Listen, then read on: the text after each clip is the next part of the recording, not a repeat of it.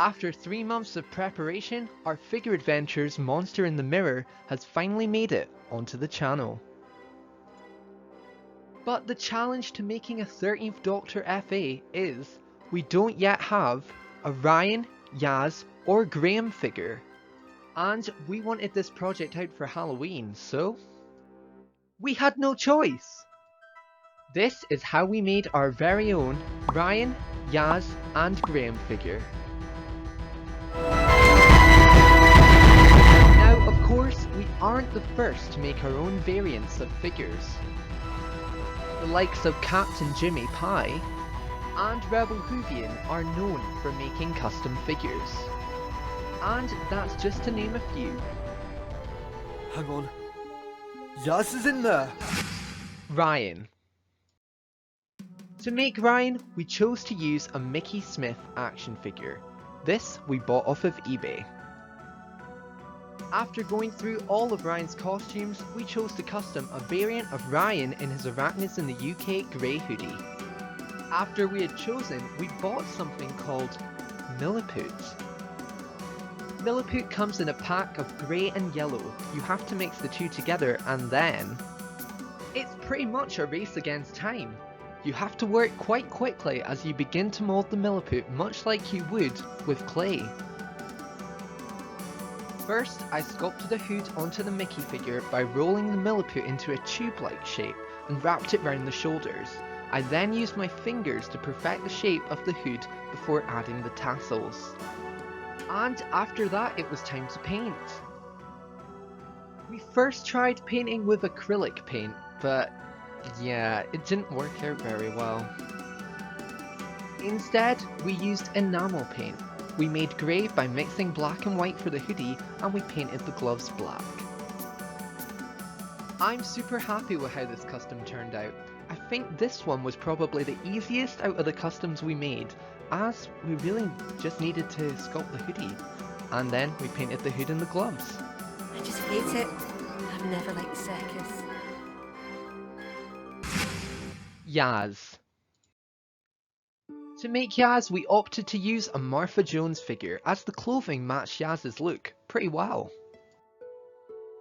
It made sense to base the custom on Yaz's look as seen in multiple promotional images. We knew the brown jacket would definitely have to be involved in the final look. First of all, we had to think of a way of getting Martha's ponytail off without severely damaging the figure.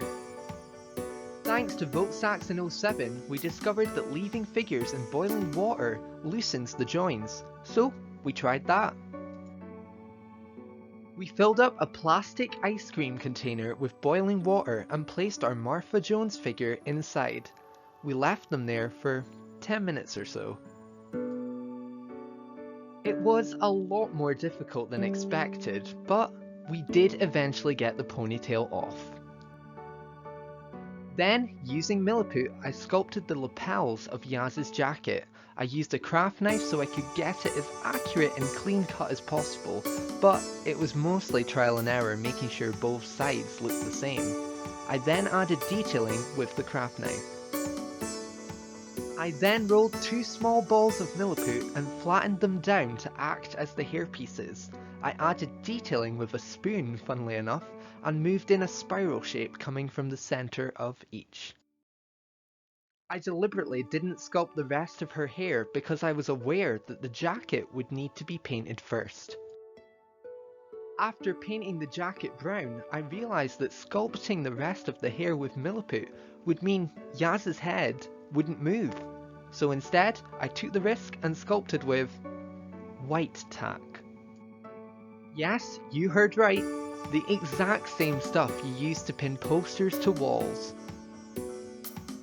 By using this meant that the hair was never going to harden and would remain flexible. But this also meant we had to be extra careful with the head, as we could completely wreck the sculpting at any time. After a somewhat fiddly experience painting Yaz's hair, we managed to finish painting the top orange and the trousers black. We painted small details with the tip of a mechanical pencil, but I think a sewing needle would have worked just as well.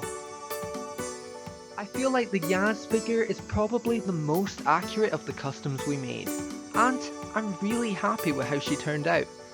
Turns out the white tack paid off. You're not coming with me. Of course I am. I'll be cheering you on. Graham. Choosing the action figure for Graham was a lot more difficult, but we ended up choosing Professor Yana, as Graham has been known to wear a neck scarf, and the hair is something we could work with. So, first of all, with the help from our dad, we cut off part of Yana's neck scarf so it resembled one that Graham would most likely wear. After doing this, me and my brother Lewis decided to go for something similar to the costume Graham wore in the first episode. Much like the way I sculpted Yaz's jacket, I made the lapels of Graham's coat and added a thin strip of milliput to act as the zipper on his coat. I then sculpted one side of Graham's hair and used my finger to blend the hair into the original Yana sculpt of the hair. I once again used a spoon to add detail. And after that I flattened out a small piece of milliput and tried my best to quiff the hair similar to the way Graham's hair is in Series 11. And then came the painting. The hair came out really well, but mixing the navy blue was a nightmare, and the paint seemed to be a lot thinner than the others. Perhaps it was all the mixing we did. Despite this, I do think the Graham figure came out pretty well. My strongest criticism is the grumpy expression on the figure's face, but there's not much we could really do about that. And there you have it. That's how we made the TARDIS team of Series 11. What do you think of them? How would you go about the characters? Feel free to let me know in the comments below. I also want to take this time to thank you for all the support we're getting on Monster in the Mirror. It really does mean so much to us. I've been Christopher, and you've been brilliant.